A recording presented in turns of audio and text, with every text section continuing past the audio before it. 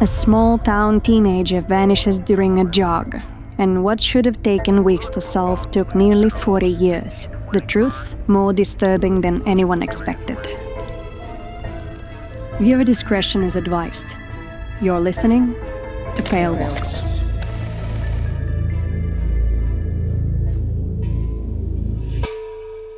Joyce McLain was born on September 4th, 1963. When she was a child, her family moved to a tiny town called East Millinocket, located almost at the edge of the United States. From an early age, Joyce was passionate about music. She quickly learned to play several instruments, but her favorite was the saxophone. She enjoyed writing her own music and was a member of the school band. She was also a cheerleader, played football, and was very active in school life overall. The end of the summer holidays in 1980, Joyce was getting ready to celebrate her upcoming 17th birthday. She had recently gotten her driver's license and was planning to go to the lake with friends and family to celebrate. She even hoped to invite a local music band to perform at the party. Joyce still had 2 years of school left and was planning to go to college. She was preparing for this in advance, maintaining excellent grades and earning both sports and music achievements. On August 8th, she spent the day at the lake with friends and then decided to go for a jog in the evening. Although Joyce loved sports,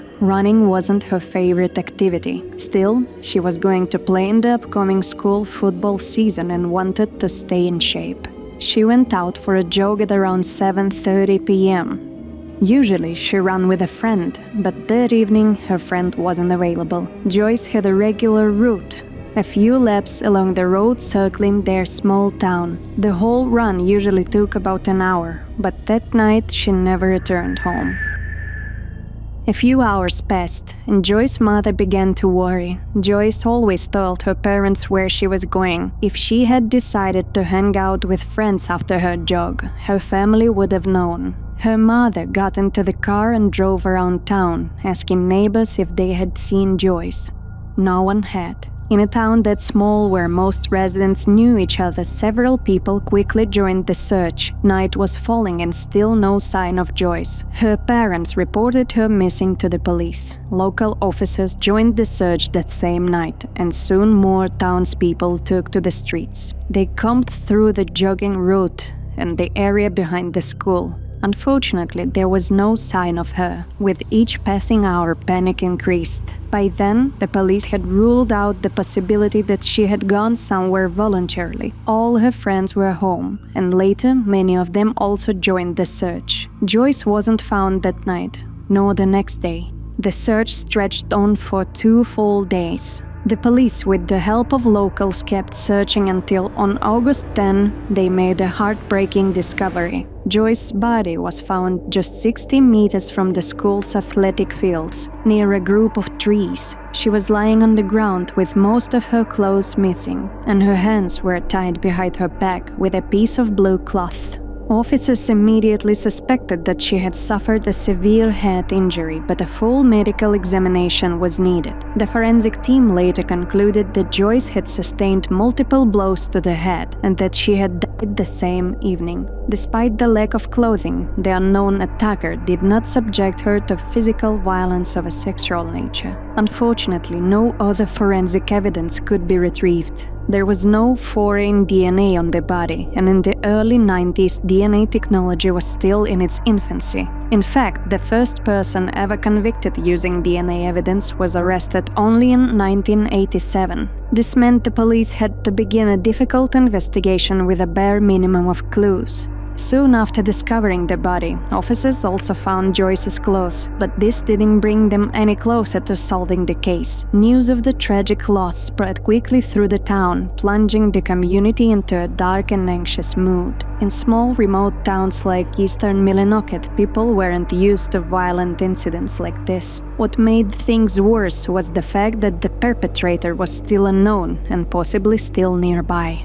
Because there were virtually no clues, several theories began to circulate in the town. The most popular one was this. Joyce's body was found near a spot where a group of troubled teens were known to gather at night to drink and use illegal substances. Many believed a group of intoxicated boys might have harassed Joyce and things could have gotten out of control. The police did question several locals who were often seen hanging out there, but they couldn't find any concrete evidence linking them to the incident. Another theory was that the person responsible might have been a seasonal worker. Hundreds of people came to the region for temporary jobs because there weren't enough locals to fill all the positions. But again, police found no supporting evidence for this version either. Some even began to suspect the volunteer who discovered Joyce's body. He had been searching with another volunteer for most of the time, but on the final morning he went out alone. This raised suspicions, but the police couldn't find anything to prove he had done anything wrong. There was one more theory. On the night Joyce disappeared, there had been a serious car accident just outside the town. A 19-year-old local man had broken into a garage, stolen a fuel truck, and crashed it into another vehicle. He suffered a serious head injury and fell into a 9-day coma, which meant police were unable to question him. When he finally woke up, he denied any involvement. Investigators found themselves at a dead end. There were no solid leads, no witnesses, and no physical evidence. As a result, the case was shelved for years. 8 years later, Joyce's family decided to take action. They created a petition asking a national television program about unsolved crimes to feature their daughter's case. The goal was simple: to raise awareness and potentially reach someone who had seen or heard something but never reported it. The petition gathered 6,000 signatures, and the producers agreed to make an episode about the case. The story aired in 1989, and after it was broadcast, the police received a wave of phone calls and tips. Unfortunately, as often happens in widely publicized cases, most of the information turned out to be either mistaken or completely false. Sadly, this is common. People may mean well but misremember events or even make things up, wasting police time and resources. In Joyce's case, the investigation stalled once again for several years. But throughout that time, Joyce's mother never gave up. In the mid-2000s, she became convinced that advancements in forensic science could help uncover evidence missed back in the 90s. For that, experts needed to exhume Joyce's body. Initially, authorities denied the request, arguing that too much time had passed and any remaining evidence would have degraded. But Joyce's mother persisted.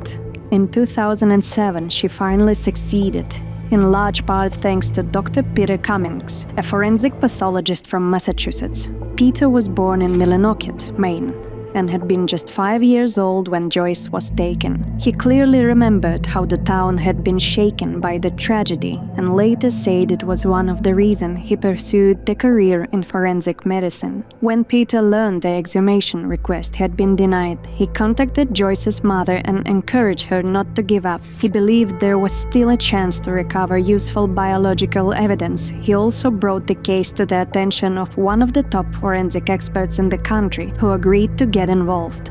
Joyce's mother organized an independent forensic examination, even though the process would cost about $20,000, money the family didn't have. But they weren't alone. People in the community still remembered the case and wanted justice. Thanks to their help, the funds were raised quickly. The exhumation took place in 2008. And to the surprise of many, the forensic team did uncover significant new evidence, but the details were kept strictly confidential. Investigators only said that no immediate arrest would follow, but that the case was officially reopened. A few months after the exhumation, something disturbing happened. Joyce's grave was desecrated.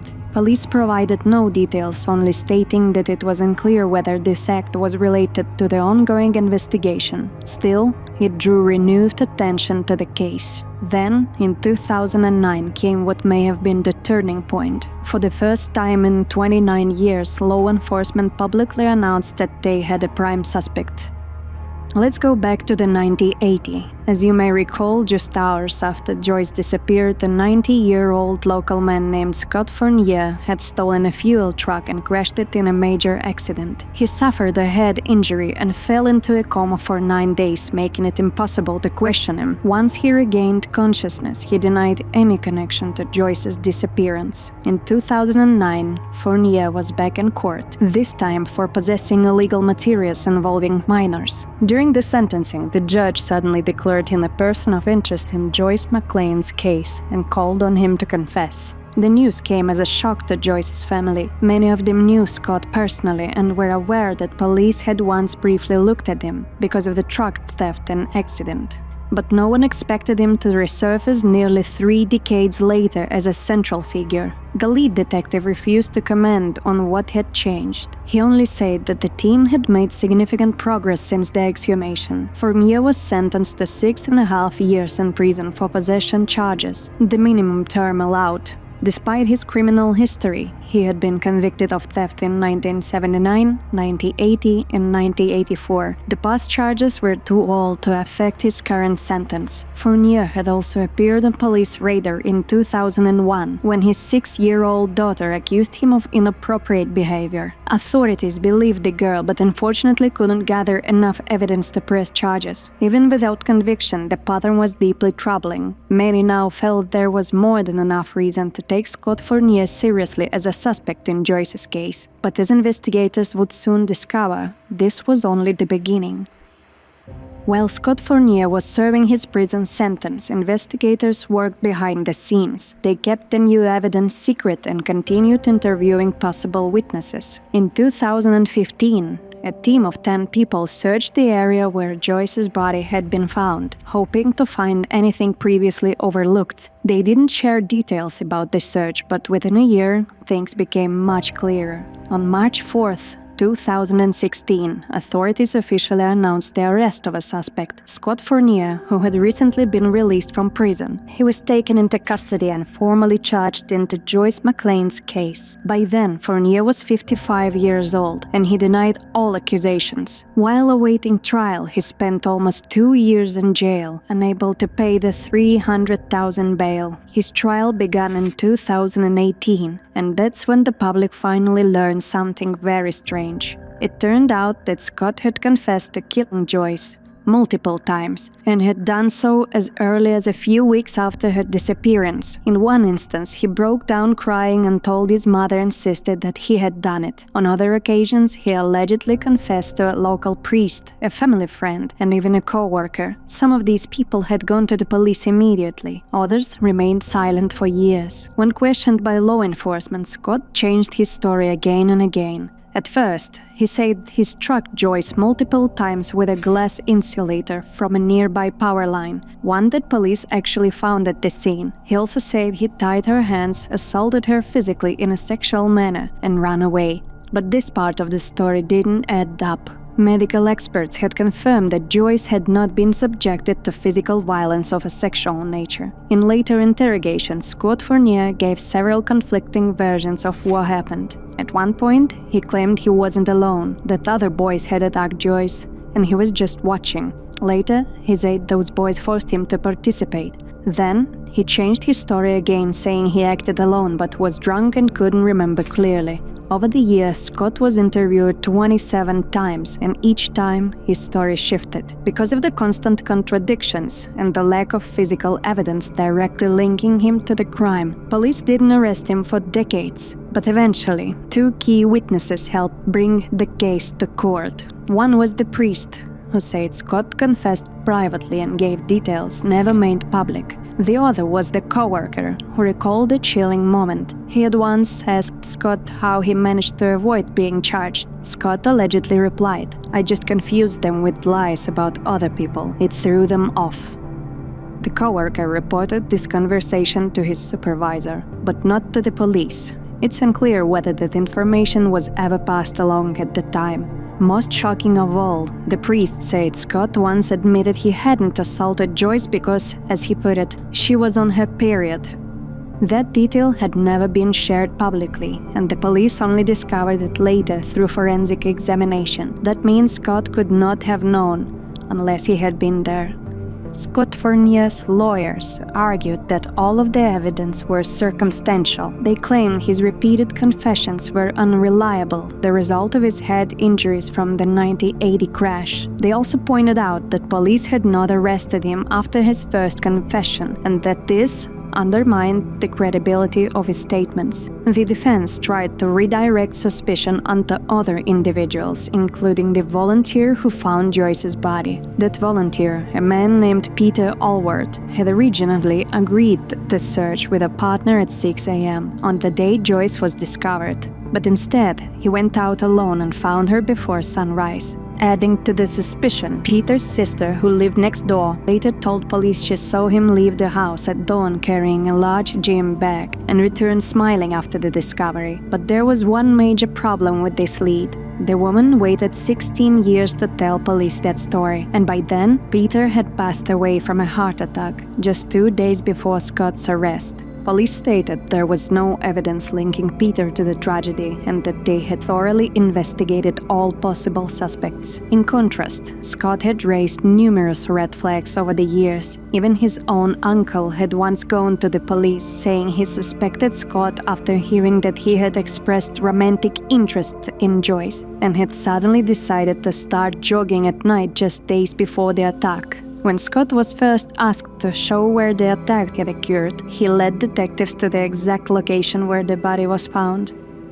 To further support their case, prosecutors called several additional witnesses. On the night of the incident, around 9 p.m., a married couple saw Scott running near the crime scene with a bottle of alcohol in his hand. They also noticed another young man running beside him. At the time, they had no idea what had happened, but they later reported it to police. Roughly 90 minutes earlier, 2 teenagers had also seen Scott and another male jogging in the same area. The trial lasted a little over 2 weeks. On February 5, 2018, the court delivered its verdict. Scott Fournier was found guilty of killing Joyce McLain and sentenced to 45 years in prison. At the time, Scott was 57 years old. The sentence essentially guaranteed he would spend the rest of his life behind bars. In 2019, his lawyers filed an appeal. They argued that the court had refused to properly consider alternative suspects and that Scott's confessions weren't reliable. But the appeals court upheld the original verdict, stating that the evidence was overwhelming and the defense's arguments were unconvincing. For Joyce's family, the decision brought longer-awaited relief. They had carried the weight of not knowing the truth for 38 years and had never stopped fighting for justice. Joyce's mother was especially instrumental. She not only kept the case alive, she went further and helped pass legislation that secured funding for departments focused on cold cases.